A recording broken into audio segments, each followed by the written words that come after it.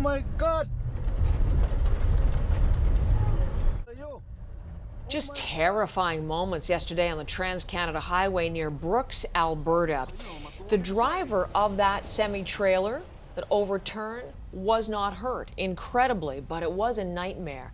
Much of southern and eastern Alberta was hit with heavy snow, strong winds, and icy road conditions yesterday. And when it was all said and done, I mean, look at this. There were as many as 70 vehicles involved in a mass pileup on the westbound lane of the Trans-Canada Highway between Calgary and Medicine Hat.